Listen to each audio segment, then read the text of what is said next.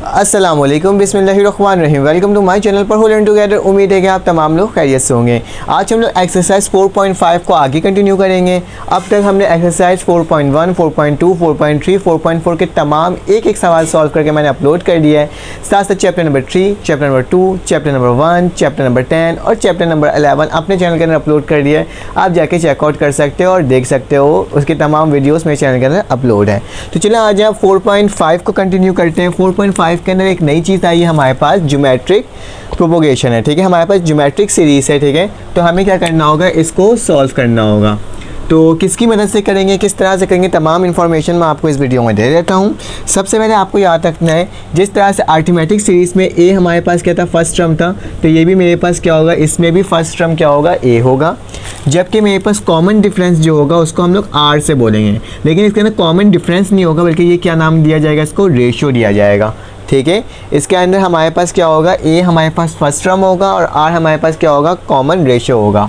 और साथ साथ मेरे पास एक nth टर्म होगा जिसकी वैल्यू हमें क्या होती है, फाइंड आउट करनी होती है और निकालनी होती है। बस यही टर्म होते हैं इसके अंदर, जिसकी मदद से हम लोग क्या करते हैं, पूरे सवाल को सॉल्व करते हैं। ठीक है, तो चलिए आज सबसे पहला सवाल देख लेते हैं। याद रखना इसमें क्या होता है, इस वाली सीरीज़ में क्या होता है, जैसे मेरे पास 3, 6 और 12 है। चलो इसको कॉमन डिफरेंस लेके देख लेते हैं अरिथमेटिक सीरीज़ के हिसाब से। अगर मैं 6 में से -3 करूँगा तो मेरे पास क्या आएगा, मेरे पास आएगा 3। और अगर मैं 12 में से -6 करूँगा तो मेरे पास क्या आएगा, 6। देखो दोनों की वैल्यू सेम नहीं आ रही, तो मतलब क्या है, ये अरिथमेटिक सीरीज़ नहीं है। पेपर में होता है कभी कभार लिखा हुआ नहीं आता कि आपको किस मेथड से करना है, तो आपको सब कुछ खुद करके देखना होता है। और मैं इसका देखता हूँ ज्योमेट्रिक सीरीज़ है कि नहीं है, तो 6, 3 और 12 है। तो चलो इसको करते हैं। क्या करेंगे, सेकंड टर्म को हम लोग डिवाइड कर देंगे 3 से। ठीक है, इसको डिवाइड कर देंगे पहली टर्म से। 3 1 3, 3 2 6। उसी तरह से मेरे पास 12 जो है वो डिवाइड हो जाएगा 6 से, तो 6 1 6, 6 2 12। तो देखो दोनों का रेशियो क्या आ रहा है, मेरे पास सेम आ रहा है, 2 आ रहा है। तो इससे मुराद ये हो रहा है कि आपका जो ये सवाल है ये बिल्कुल ठीक है, ये ज्योमेट्रिक सीरीज़ है, जब भी इसके आंसर में क्या आ रहा है, मेरे पास 2 आ रहा है। तो तमाम यहाँ पे जो सवालात हैं वो ज्योमेट्रिक सीरीज़ के हिसाब से सॉल्व होगा और A to Z हम लोग उसी को करेंगे। तो पहला सवाल है सोल्यूशन। ठीक है, सोल्यूशन लिखा, दोबारा से सीरीज़ को मैंने क्या कर दिया, वापसी आपके सामने लिख करके दिखा दिया। ठीक है, इसके बाद क्या हो जाएगा मेरे पास इसके बाद सिंपल आपको क्या करना होगा, इसमें फर्स्ट टर्म को ढूंढना होगा। तो फर्स्ट टर्म मेरे पास क्या है, फर्स्ट टर्म मेरे पास है 3, तो मैंने क्या लिख दिया, 3 लिख दिया। ठीक है, उसी के साथ साथ अब मुझे कॉमन डिफरेंस देखना, तो मैं लिखूंगा r, और r बराबर होता है 6 डिवाइडेड बाई 3, मतलब सेकंड टर्म को डिवाइड कर दो फर्स्ट टर्म से, तो इसकी वैल्यू क्या आ रही है, 2 आ रही है। तो मेरे पास r किसके बराबर हो गया, 2 के बराबर हो गया। हर सवाल में इसी तरह से करना होगा, जिस तरह से हम लोग d को निकालते थे, इसमें हमें क्या निकालना होगा, r को निकालना होगा। ठीक है, यहाँ तक तो मुझे उम्मीद है कि आपको समझ में आ रहा हो, क्योंकि बाकी तमाम चीज़ें ही रिकॉल हो रही है, क्योंकि 4.4 से हम 4.5 में पहुँच गए और एक ही चीज़ को सॉल्व करे जा रहे हैं। ठीक है, अब क्या करना है, फार्मूला लिखना है। सबसे पहले फार्मूला याद रखना कि अगर तुम्हें इसका nth टर्म निकालना है, n टर्म निकालना है, 5th टर्म निकालना है या कुछ भी निकालना है, तो इसकी फार्मूला क्या होता है, AN तो ये मेरे पास फार्मूला होता है। क्या होता है, AN = ARn-1। तो मैंने आपके सामने इसका फार्मूला लिख करके दिखा दिया। अब क्या करना होगा, हमें एक एक करके ना इसकी वैल्यूज़ को पुट करना होगा। कैसे, AN मेरे पास क्या है, A5 है। ठीक है, तो क्या लिख दिया, A5 लिख दिया। इसके बाद क्या आ जाएगा मेरे पास A इसका फर्स्ट टर्म, तो A की वैल्यू क्या है, मेरे पास 3 है, तो मैंने क्या लिख दिया, 3 लिख दिया। R की वैल्यू मेरे पास क्या है, 2 है, तो मैं क्या लिख दूंगा, 2 लिख दूंगा। और मैं क्या लिख दूंगा, N की जगह क्या लिख दूंगा, N की जगह मेरे पास 5 है, तो मैं 5 लिखूंगा, माइनस क्या कर दूंगा, 1 कर दूंगा। यहाँ तक कोई मसले की बात नहीं है। अब क्या करना होगा, आगे चलना होगा, तो A5 वैसे ही लिखूंगा, 3 को ऐसे लिखूंगा, और ये बेटा ये 2 जो है ये 5 में से 1 गया, तो मेरे पास क्या बचा, 4 बचा, तो क्या आ जाएगा, 4 आ जाएगा। अब तुम्हें 2 का ना पावर 4 लेनी होगी, मतलब इससे मुराद ये होता है कि आपको 2 को 2 इतने टाइम्स मल्टीप्लाई कर देना होगा। ठीक है, फर्स्ट टाइम इस दफ़ा लिख के इसलिए दिखा रहा हूँ ताकि आप क्या सको, आपको पता चल सके कि 4 की पावर है, तो मतलब उतनी दफ़ा 2 दफ़ा लिख दो। ठीक है, तो 2 2 क्या होता है, 4, 4 2 8, और 8 2 कितना होता है, 16। तो मेरे पास क्या आ जाएगा, 3 और 16। A5 और A5 मेरे पास वैसे ही उतरेगा। ठीक है, अब क्या करना होगा हमें, A5 को जब मैं 3 को 16 से मल्टीप्लाई करता हूँ तो मेरे पास क्या आता है, 45। तो ये क्या हो जाएगा, मेरे पास 45 हो जाएगा। एक बार मैं वेरीफाई कर लेता हूँ कि 3 को जब मैं मल्टीप्लाई करता हूँ 16 से, तो मेरे पास क्या आता है, 48। सॉरी 45 नहीं 48 आता है। तो मैं क्या लिख दूँगा यहाँ पे, 48 लिख दूंगा। तो ये मेरे पास क्या हो गया, पूरा सोल्यूशन हो गया फर्स्ट सवाल का। तो इजी सा सवाल था, देखने में भी आसान सा लग रहा था, और क्या है ये सॉल्व होते जा रहा है। चलिए आज इसका नेक्स्ट पार्ट करते हैं सॉल्व और देखते हैं कि किस तरह से वो सॉल्व होता है। हम क्या करेंगे, हम इसे आगे चलते हैं। तो मेरे पास सेकंड पार्ट में क्या लिखा हुआ है, सेकंड पार्ट में लिखा हुआ है कि 32 लिखा हुआ है, तो a की वैल्यू क्या हो जाएगी 32 हो जाएगी। r की वैल्यू क्या आ जाएगा 16 को 32 से डिवाइड कर दो, तो क्या लिखूंगा मैं, सेकंड टर्म पहले लिखूंगा डिवाइडेड बाय 32 लिखूंगा, यही लिखूंगा ना, क्योंकि फर्स्ट टर्म को सेकंड टर्म से डिवाइड करते हैं। तो 16 को जब मैं डिवाइड करूँगा 32 से, तो मेरे पास क्या आएगा 1/2 आएगा, मतलब 0.5। तो मैं r की वैल्यू क्या लिख दूंगा 1/2 लिख दूंगा, ठीक है। जबकि फार्मूला मेरे पास क्या होता है, an बराबर होता है ARn-1। तो क्या हो जाएगा, a कौन सा चाहिए मेरे पास 9 चाहिए, तो 9 लिखूंगा। a की वैल्यू क्या है मेरे पास, a की वैल्यू मेरे पास 32 है, तो 32 लिख दूंगा। और मेरे पास r की वैल्यू क्या है 1/2 है, तो 1/2 लिख दूंगा। n की वैल्यू क्या है 9 है, 9 लिख दूंगा -1। तो चलो आ जाओ a9 की वैल्यू देख लेते हैं। 32 हो जाएगा यहाँ पे 1/2 हो जाएगा, और 9.1 मेरे पास किसके बराबर, 9 में से 1 गया तो मेरे पास कितना बचेगा 8 बचेगा, ठीक है। यहाँ पे तो कोई इशू की बात होनी ही नहीं चाहिए, ठीक है।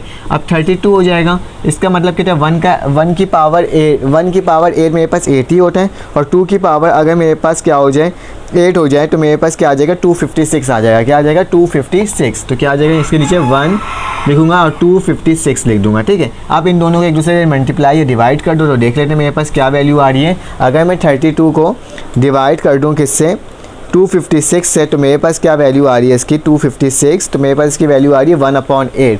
तो ये वाली टर्म आ जाएगी 8-9 वाली टर्म क्या आ जाएगी मेरे पास 1/8। तो ये मेरा क्या हो जाएगा, इस सवाल का सोल्यूशन हो जाएगा। जब मैं इसकी 9 टर्म निकालूंगा तो मेरे पास ये बन करके आ जाएगा। चलिए आ जाए इसका नेक्स्ट सवाल करते हैं और देखते हैं कि वो किस तरह से सॉल्व हो रहा है। मैं क्या करता हूँ, यहीं पर लाइन खींच देता हूँ और यहीं पर मैं इसको सॉल्व कर देता हूँ। मेरे क्या पास लिखा हुआ है थर्ड टर्म लिखा हुआ है। तो पहली टर्म क्या है मेरे पास, पहली टर्म मेरे पास 4 है, और दूसरी टर्म हमें निकालने के लिए रेशियो निकालना पड़ेगा। कैसे करेंगे, 2/4। तो 2 1 ज़ा 2, 2 2 ज़ा 4। तो मेरे पास r की वैल्यू क्या आ गई √2/2, ठीक है। क्या आ गई √2/2 आ गई। तो अब क्या करना होगा मुझे, अब सिंपली मुझे इसको सॉल्व करना होगा। किसकी मदद से सॉल्व करना होगा, with the help of common difference with the help of formula. Formula क्या होता है, an बराबर होता है किसके, मेरे पास बराबर होता है ये ARn-1। तो देख लेते हैं a क्या लिखेंगे, 12 टर्म निकालना है, तो 12 लिखूंगा यहाँ पे। a की जगह क्या आ जाएगा मेरे पास 4 आ जाएगा, 4 लिख दूंगा। r की जगह क्या आ जाएगा √2/2 लिख दूंगा, ठीक है। और n की जगह फिर से 12 आ जाएगा और -1 हो जाएगा, ठीक है। चलो आगे चलते हैं, देखते हैं इसको सॉल्व करते हैं। a12 तो मेरे पास वैसे ही उतर जाएगा, इक्वल टू यहाँ पे 4 लिख देता हूँ, क्या लिख देता हूँ 4, और यहाँ पे ब्रैकेट में क्या आ जाएगा √2/2, और 12 में से 1 गया तो कितना बचा 11 बचा, ठीक है। चलो तो मेरे पास क्या होता है, यहाँ तक इसको सॉल्व कर लिया। अब मुझे क्या करना होगा, मुझे इसके आगे लिखना होगा a बराबर है 112। ये मेरे पास जब इसको सॉल्व करोगे किसके बराबर आ जाएगा, या तो पॉइंट में आंसर आएगा या √2/ क्या आ जाएगा 16 आ जाएगा। तो मैं क्या लिख दूंगा √2/16 लिख दूंगा, क्योंकि ये उसके अकॉर्डिंग, बुक के अकॉर्डिंग √2/16 में लिखा हुआ है।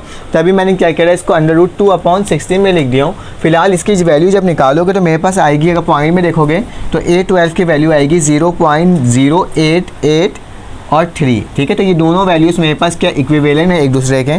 तो ये मेरे पास क्या हो जाएगा, इस सवाल का सोल्यूशन हो जाएगा। चलो आ जाए इसका नेक्स्ट सवाल करते हैं, जो मैंने ऊपर ही लिखा हुआ है। तो मैं पहले पार्ट 1 को मिटा देता हूँ और देखता हूँ कि किस तरह से ये सॉल्व हो रहा है। तो अब अभी अगर नहीं इस वाली टर्म को सॉल्व करना है, तो मेरे पास क्या लिखा हुआ है, मेरे पास फर्स्ट टर्म क्या है इसके अंदर 4 का, a बराबर है मेरे पास आयोटा के, जबकि r मेरे पास क्या होगा, फर्स्ट टर्म को डिवाइड कर दो सेकंड टर्म से, तो मतलब 1 डिवाइडेड बाय आयोटा। तो मेरे पास क्या होता है second term divided by iota. तो a की वैल्यू क्या आ गई आयोटा, जबकि r की वैल्यू क्या आ गई 1/आयोटा। तो मैं क्या लिखूंगा फार्मूला क्या होता है an बराबर होता है किसके, ARn-1 के। तो मैंने कितना आसान तरीके से इसको लिख करके दिखा दिया। अब क्या लिखेंगे, an की वैल्यू क्या है मेरे पास 16 टर्म निकालना है, तो 16 लिखूंगा। a की वैल्यू क्या है मेरे पास आयोटा, तो आयोटा आपके सामने लिख दिया, जो कि मल्टीप्लाई किससे हो रहा है r से। तो r की वैल्यू क्या है 1/आयोटा, और नीचे क्या लिखा हुआ है 16 - 1, ठीक है। n की वैल्यू 16 थी तो -1 हो गया, तो 15 हो गया, ठीक है। अब क्या हो जाएगा a16 इक्वल टू आयोटा, और ये 1/आयोटा, और ये क्या हो जाएगा 16 में से 1 गया तो मेरे पास कितना आ जाएगा 15 आ जाएगा। क्या आ जाएगा मेरे पास 15 आ जाएगा। अब क्या करना होगा मुझे इसको ना किसी तरीके से सॉल्व करना है। किस तरह से सॉल्व करेंगे देख के बता देता हूँ आपको। ये आयोटा जो है मेरे पास कितना है, मेरे पास एक आयोटा यहाँ पे, अगर मैं इसको इससे मल्टीप्लाई कर दूँ 1 से, तो मेरे पास क्या हो जाएगा, A16 बराबर हो जाएगा आयोटा अपॉन आयोटा, और इसके ऊपर क्या आ जाएगा 15 आ जाएगा। एक आयोटा से एक आयोटा कटा तो मेरे पास क्या आ जाएगा, A16 की वैल्यू क्या आ जाएगी 1 अपॉन आयोटा का 14, ठीक है। क्या हो जाएगा 1 अपॉन आयोटा का 14 हो जाएगा, क्योंकि एक आयोटा यहाँ पे लगा हुआ है तो दूसरा आयोटा यहाँ से मैंने क्या कर दिया, इसको कैंसिल आउट कर दिया। तो क्योंकि यहाँ पे 1 था आयोटा, इसको कैंसिल आउट करूँगा इस वाले आयोटा से, तो यहाँ 14 है, 15 है, तो 15 में से कितना बचेगा, 14 बचेगा, ठीक है। मैंने इस तरह से करने को आपको दिखाया है। अब क्या करना होगा मेरे पास, मुझे ना ये आयोटा को चेंज करना होगा किसी फार्मूला के तहत। तो क्या लिखूँगा, 1 अपॉन 16 लिखूँगा। 1 अपॉन आयोटा को अगर ऐसे लिख सकता हूँ, आयोटा का स्क्वायर अपॉन 7, 7 2 कितना होता है 14 होता है, 7 2 कितना होता है 14 होता है। और हमें मालूम है कि आयोटा का स्क्वायर किसके बराबर होता है, -1 के। तो क्या लिखूँगा, A अपॉन 16 बराबर हो जाएगा 1 अपॉन -1, और इसके ऊपर पावर क्या हो जाएगा 7। जब भी किसी भी टर्म की माइनस टर्म की पावर ऑड में होता है तो उसका आंसर क्या आता है, मेरे पास उसका आंसर आता है माइनस में। तो क्या लिखूँगा, A16 की वैल्यू क्या आ जाएगी 1 अपॉन -1, और ये सॉल्व होगा तो मेरे पास क्या आ जाएगा A16 की वैल्यू -1।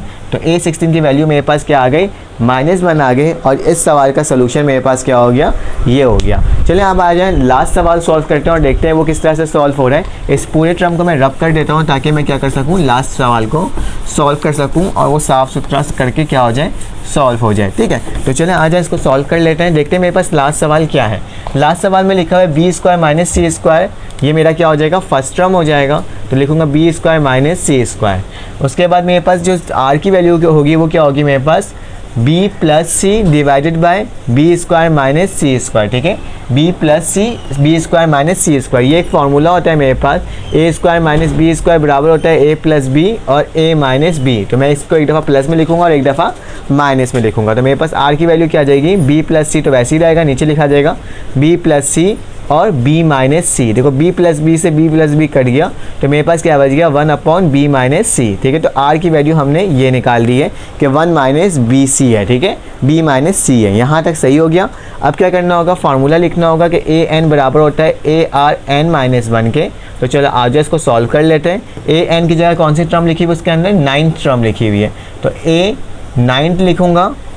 a की वैल्यू क्या है मेरे पास, b² - c², जबकि ये मल्टीप्लाई हो रहा है किससे, r से, तो r की वैल्यू क्या है मेरे पास 1 अपॉन bc। तो क्या लिखूँगा 1 अपॉन b - c, ठीक है। और यहाँ पे क्या आ जाएगा, 9 है n, तो 9 लिखूँगा -1, ठीक है। तो चलो आज इसको सॉल्व कर लेते हैं।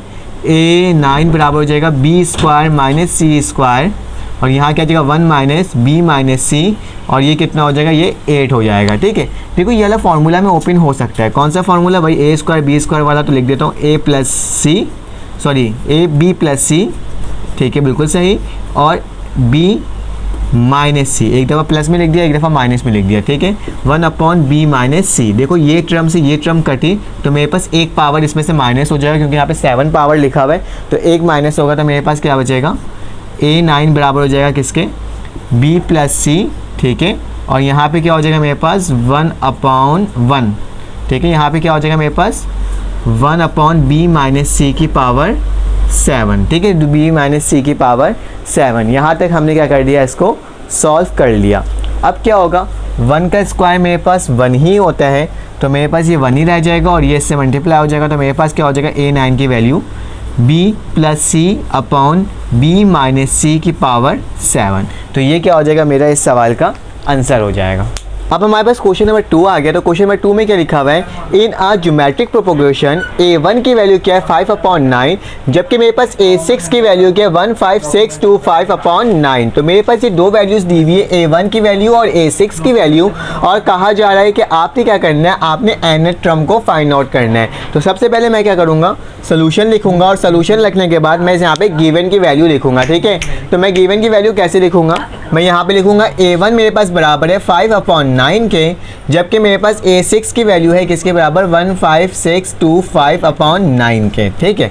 और कहा जा रहा है कि आपने क्या निकालना है, nth टर्म को फाइंड आउट करना है इस सवाल में, ठीक है। तो चलो आज इसको सॉल्व करने की कोशिश करते हैं और देखते हैं किस तरह से ये सवाल सॉल्व हो रहा है। तो मेरे पास यहाँ पे कॉमन डिफरेंस की वैल्यू नहीं है, तो हमें सबसे पहले कॉमन डिफरेंस की वैल्यू को फाइंड आउट करना होगा। तो सबसे पहले फार्मूला लिख दो कि मेरे पास AR बराबर होता है किसके, सॉरी ए एन मेरे पास बराबर होता है किसके, A R N minus one के। तो मैंने फार्मूला आपके सामने लिख करके दिखा दिया। अब क्या करना होगा मुझे, ए लिखूंगा, एन की जगह जो मेरे पास लास्ट टर्म होगा वो लिखूंगा, तो ए 6 हो जाएगा। एस इक्वल टू ए की जगह क्या हो जाएगा मेरे पास, ए वन की जगह मेरे पास क्या आ जाएगा 5/9 आ जाएगा, तो मैं ए वन की जगह 5/9 लिख दूंगा, जो कि मल्टीप्लाई होगा किससे होगा, आर से होगा। तो आर की वैल्यू मुझे नहीं मालूम, तो आर को वैसे ही रहने दूंगा। और एन की वैल्यू क्या आ जाएगा मेरे पास 6 है, तो मैं क्या लिख दूंगा 6 माइनस 1, ठीक है। तो 6 माइनस क्या हो जाएगा 1 हो जाएगा। अब क्या करना होगा मुझे, A6 की वैल्यू मुझे मालूम है क्या है, A6 की वैल्यू है 15625/9, तो क्या लिखूंगा 15625/9 बराबर हो जाएगा किसके, 5/9 के। और यहाँ पे क्या हो जाएगा r की पावर 5। बेटा ये 9 वहाँ चले जाएगा, ये इधर चले जाएगा, तो देखते हैं क्या आ जाता है मेरे पास 15625 मल्टीप्लाई बाय 9 और नीचे क्या आ जाएगा 9 मल्टीप्लाई बाय 5। तो 9 से 9 क्या हो गया, कैंसिल आउट हो गया, और यहाँ क्या आ जाएगा r का 5। तो मेरे पास क्या आ जाएगा r का 5 आ जाएगा, और 15625 अपॉन क्या हो जाएगा 5। चलो आ जाए इसको डिवाइड कर देते हैं कि 15625 को अगर डिवाइड करते हैं 5 से, तो मेरे पास आता है 3125। तो क्या आ जाएगा r की वैल्यू 3125। देखो मुझे R5 की वैल्यू नहीं चाहिए, मुझे किसकी चाहिए, सिर्फ R की वैल्यू चाहिए। तो इस R की वैल्यू को निकालने का तरीका क्या होगा, आप लोग करोगे टेकिंग पावर, हम टेकिंग पावर ले लें 1/5, ताकि जब ये 1/5 से मल्टीप्लाई हो तो यही टर्म कट जाए और यही टर्म कट जाए, और ऑन बोथ साइड मैं आपको करके भी दिखा दूंगा, ठीक है, किस तरह से ये हो रहा है कैंसिल आउट। तो लिखूंगा R5 लिखूंगा, मल्टीप्लाई किससे कर रहा हूँ 1/5 से, तो मैंने क्या लिख दिया 1/5 ले लिया पावर, और इसको इक्वल टू का निशान डाला 3125, और यहाँ पे भी क्या आ जाएगा 1/5 आ जाएगा, ठीक है। अब क्या हो जाएगा मेरे पास 5 से 5 कटा, तो r की वैल्यू क्या आ गई, जब इसको सॉल्व करोगे कैलकुलेटर में तो मेरे पास इसकी वैल्यू आएगी, मैं लिख लेता हूँ इसको 125 है, इसकी आंसर का मैं पावर ले लेता हूँ क्या 5। तो मेरे पास देख लो तो मेरे पास क्या आ रहा है, मेरे पास इसकी वैल्यू आ रही है 3 1 2 और 5 है, और पावर क्या है 1/5। तो मेरे पास इसकी वैल्यू आ रही है 5। क्या आ रही है मेरे पास, r की वैल्यू 5 आ रही है। जब मैंने r की वैल्यू निकाल दिया और मुझे a1 की वैल्यू मालूम है, तो मैं यहाँ पे r की वैल्यू और a की वैल्यू पुट करके मैं क्या निकाल सकता हूँ, nth टर्म को निकाल सकता हूँ, जो कि मुझे रिक्वायर्ड था। तो क्या लिखूँगा, nth टर्म लिखूँगा, a की जगह क्या पुट करूँगा, a की जगह पुट करूँगा मैं 5/9, ठीक है बिल्कुल सही, 5/9 पुट कर दिया, और r की जगह क्या पुट करूँगा 5 करूँगा, और इसके ऊपर क्या लिख दूँगा n-1, क्योंकि मुझे nth टर्म निकालना है, तो मैंने लिखा है क्या n-1। अब क्या करना होगा मुझे, सिंपल an लिखूँगा, देखो ये 5 है, ये 5 है, बेस सेम पावर ऐड, तो मेरे पास क्या हो जाएगा 5 की पावर 1 हो जाएगी, क्योंकि बेस सेम पावर ऐड हो रहे हैं, और यहाँ पे पावर क्या है मेरे पास n-1, तो क्या लिख दूँगा n-1, और ये जो 5 जब ऐड हुआ तो प्लस का 1 क्या आ गया यहाँ पे ऐड हो गया, और नीचे क्या आ जाएगा मेरे पास 9 आ जाएगा, तो मैं 9 को वैसे ही लिख दूंगा। अब देखो plus n minus n plus 1 और माइनस 1 कटा, तो मेरे पास क्या बचा an की वैल्यू 5n/9। तो ये क्या हो जाएगा मेरा nth टर्म हो जाएगा, और ये मेरे इस सवाल का क्या हो जाएगा जवाब हो जाएगा, जो कि मैंने आपको कर करके दिखा दिया। चलें आज इसका नेक्स्ट क्वेश्चन सॉल्व करते हैं और देखते हैं किस तरह से सॉल्व हो रहा है। अब मेरे पास क्वेश्चन नंबर 3 आ गया, तो क्वेश्चन नंबर 3 में क्या लिखा हुआ है, फाइंड द n टर्म, इसके अंदर भी n टर्म निकालना है। जिस तरह से हमने क्वेश्चन नंबर 2 को सॉल्व किया था ना, इसमें भी वही nth टर्म निकालना है of the geometric sequence if a5 बराबर है किसके 4 के, और a/3 9 के, एंड a2 बराबर है 4/9 के। तो इसी के अकॉर्डिंग हमें क्या करना होगा, हमें इस सवाल को सॉल्व करना होगा। तो चलो आज सॉल्व करते हैं और देखते हैं कि किस तरह से सॉल्व हो रहा है।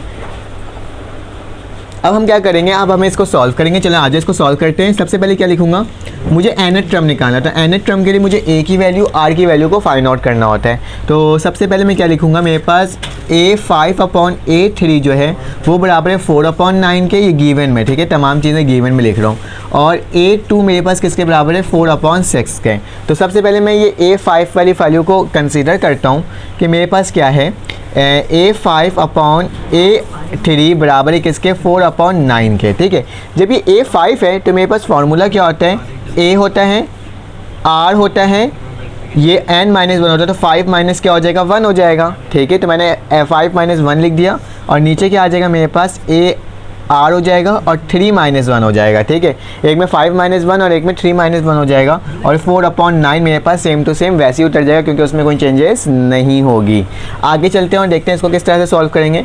a r 5 में से 1 गया तो मेरे पास कितना बचा 4, यहाँ पे a r 3 में से 1 गया तो मेरे पास कितना बचा 2 इज इक्वल टू 4/9। इससे ये कटा, बेस सेम पावर ऐड है तो मतलब ये सब्ट्रैक्ट हो जाएगा, तो a की पावर r की पावर क्या आ जाएगी 2 और 4/9 आ जाएगी। ठीक है, मुझे स्क्वायर की टर्म नहीं चाहिए, मुझे स्क्वायर के बगैर चाहिए, तो मैं क्या करूँगा, मैं लिखूंगा taking root on both side. ठीक है, तो आपने ऑन बोथ साइड कर देना है, रूट को लगा देना है। तो r के ऊपर स्क्वायर कट गया और ये 4/9 के ऊपर क्या लग गया, रूट लग गया। तो r की वैल्यू क्या आ जाएगी 2/3 और प्लस और माइनस, क्योंकि रूट की वैल्यू आई तो एक वैल्यू प्लस में आएगी और एक वैल्यू किस में आएगी, माइनस में आएगी। हमने r की वैल्यू निकाल दिया, तो अब हमें क्या निकालना होगा, a की वैल्यू निकालना होगा। किसकी वैल्यू, a की। तो a की वैल्यू हम लोग इसकी मदद से निकालेंगे। वैल्यू किससे निकालूंगा, a2 से निकालूंगा। तो a2 की वैल्यू क्या है, मेरे पास 4/9 है, मैंने यहाँ पे 4/6 लिख दिया है। तो क्या लिख दूंगा, a की वैल्यू 4/9 लिख दूंगा। अब क्या करना होगा, मुझे फार्मूला मालूम होता है कि an बराबर होता है किसके, ARn-1 के।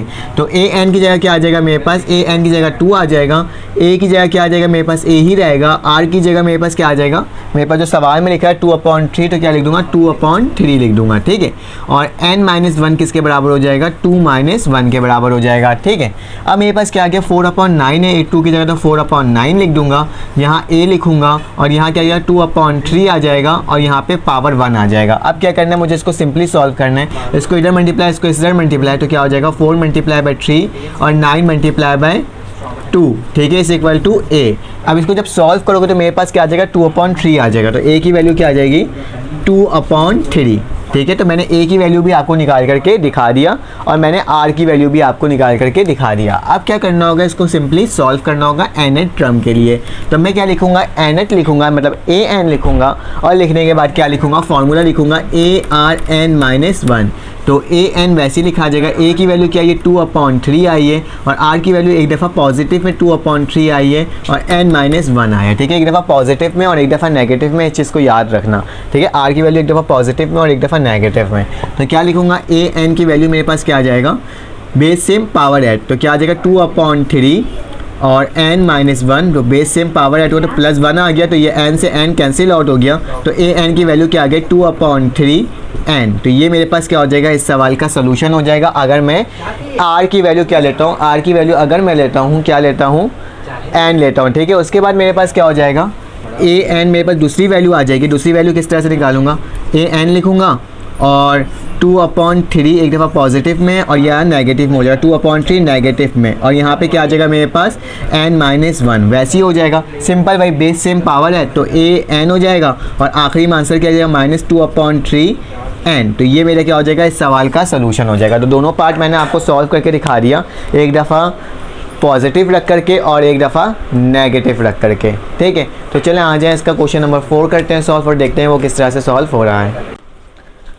अब हमारे पास क्वेश्चन नंबर 4 आ गया है। क्वेश्चन नंबर 4 में क्या लिखा हुआ है, show that the reciprocal of the term of GB. हमें इसको रेसिप्रोकल सॉल्व करना है कि A1R2 A1R4 जो मेरे पास है, इसको सॉल्व करना है। फाइंड अनदर जीबी, हमें जीबी को निकालना है, मतलब ज्योमेट्रिक प्रोपोगेशन को निकालना है with the help of this. तो चलो आज इसको सॉल्व करते हैं। सोल्यूशन लिखूंगा, सबसे पहले क्या लिखूंगा जो मेरे पास दिया हुआ है, क्या दिया हुआ है A1 दिया हुआ है कॉमा A1R स्क्वायर, फिर मेरे पास दिया हुआ है क्या A1R4। ठीक है, ये कंटिन्यूसली चले जा रहा है। अब अकॉर्डिंग टू कंडीशन, तो क्या लिखूंगा, अकॉर्डिंग टू गिवन कंडीशन, मेरे पास जो अकॉर्डिंग टू गिवन कंडीशन है, कंडीशन के तहत मेरे पास इसको रेसिप्रोकल करना है। क्या करना है, रेसिप्रोकल। तो मैं क्या लिखूंगा, रेसिप्रोकल लिख दूंगा, क्योंकि जो मेरे पास कंडीशन दी हुई है उसको मुझे रेसिप्रोकल कर देना, मतलब अपॉन में लिख देना। कैसे लिखूंगा, 1/A1 कॉमा 1 फिर मैं लिखूंगा 1/A1R का स्क्वायर, फिर 1/A1R का 4 और सो ऑन, आगे कंटिन्यूसली ये चले जा रहे हैं। ठीक है, तो ये मैंने आपके सामने लिख करके दिखा दिया। अब क्या करना होगा, इसको इन जीबी में लिखना होगा, ज्योमेट्रिक प्रोपोगेशन में लिखना होगा। तो कैसे लिखते हैं हम लोग, फर्स्ट टर्म को सेकंड टर्म से डिवाइड करते हैं। तो 1/A1R का स्क्वायर डिवाइडेड बाय 1/A1। उसी तरह से ये इक्वल होता है किसके, अगर ये वाली टर्म इससे डिवाइड करवा दूं तो 1/A1R की पावर 4 डिवाइडेड बाय 1/A1R की पावर स्क्वायर। ठीक है, एक दूसरे के ये क्या आता है, इक्वल आता है। डिवाइड को निशान को अगर मल्टीप्लाई में करते हैं तो ये ऊपर और ये नीचे, तो क्या आ जाएगा मेरे पास A1R, यहाँ पे पहले 1 लिखा हुआ है। ठीक है, तो 1 लिखूंगा और नीचे क्या लिखूंगा, A1R का स्क्वायर मल्टीप्लाई बाय A1 1, ठीक है। तो 1 लिखने की ज़रूरत ही नहीं, ऊपर चलेगा नीचे चलेगा, सिंपल। और यहाँ पे क्या हो जाएगा मेरे पास 1/A1 R का 4, ये ऊपर चलेगा तो क्या हो जाएगा मेरे पास मल्टीप्लाई का निशान डल जाएगा और क्या हो जाएगा A1 R का स्क्वायर अपॉन 1, ठीक है। अब ये इससे मल्टीप्लाई, ये इससे मल्टीप्लाई, ये इससे मल्टीप्लाई, ये इससे मल्टीप्लाई, तो मेरे पास क्या आ जाएगा A1 को जब मल्टीप्लाई करूँगा तो क्या आ जाएगा A1 और नीचे क्या आ जाएगा A1 R का स्क्वायर, तो मैं लिख दूंगा R का स्क्वायर इक्वल टू, यहाँ पे कर लेता हूँ क्या आ जाएगा मेरे पास A1 R का स्क्वायर अपॉन A1 R का 4, तो क्या लिख दूंगा R का 4 लिख दूंगा, ठीक है। तो मैंने आपके सामने लिख करके दिखा दिया। अब क्या करना होगा, A से A कट गया, A1 से A1 कट गया, 2 कटा, ये पूरा टर्म कटा और 1 बच गया, ठीक है। यहाँ पे मतलब 2 बच गया, तो यहाँ पे क्या बच रहा है 1/R का स्क्वायर इक्वल है किसके 1/R के स्क्वायर के, तो दोनों वैल्यू सेम आ गए। तो मुझे जो गिवन कंडीशन दिया है वो किस में है, वो ज्योमेट्रिक प्रोपोगेशन में है।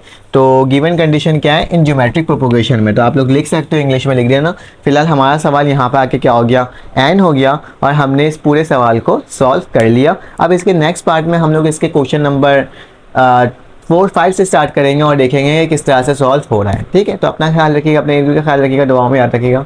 फिर आपसे मुलाकात होगी एक न्यू वीडियो में। अल्लाह हाफिज़।